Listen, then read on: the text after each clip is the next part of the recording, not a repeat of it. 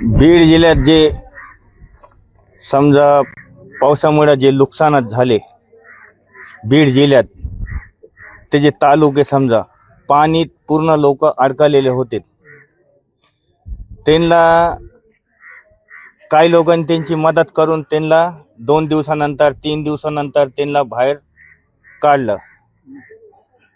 त्याच्यानंतर असं आम्ही गावे फिरून सर्वे केला, असा तालुक्यामध्ये जाऊन खेड्यात जाऊन आम्ही बरेच लोकांना असे किट वाटप केले, मदत केली त्यांना आमचे एकता युवा मंचच्या वतीने।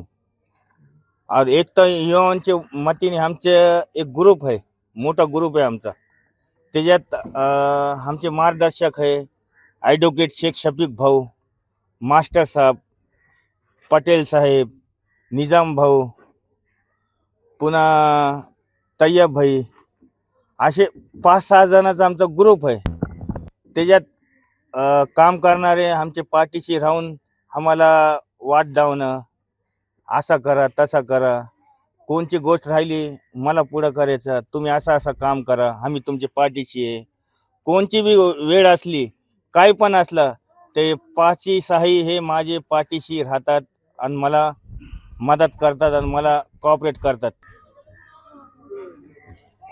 आज जे आम्ही किट वाटप केली इथं, तर किट मध्ये समजा साखर आहे, गहू आहे, ज्वारी आहे, तेल आहे, मीठ आहे, मतलब काडी पिटी सोडून समजे गोष्ट आहे, ए पासून झेड पर्यंत त्याच्यात समजे गोष्ट आहे।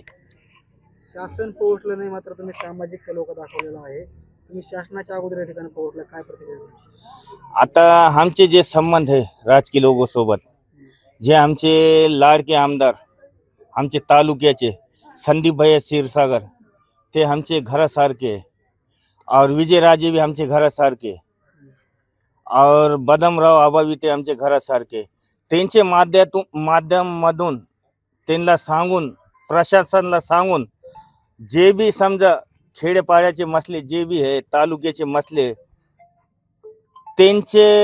त्यांना प्रश्न सांगून आम्ही मुख्यमंत्री साहेबापर्यंत जाऊ।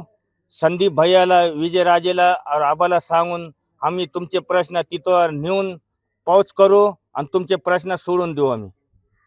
आता isakal.com आहे देशातील नंबर 1 ची मराठी न्यूज वेबसाईट। प्रत्येक अपडेटसाठी isakal.com ला नक्की भेट द्या।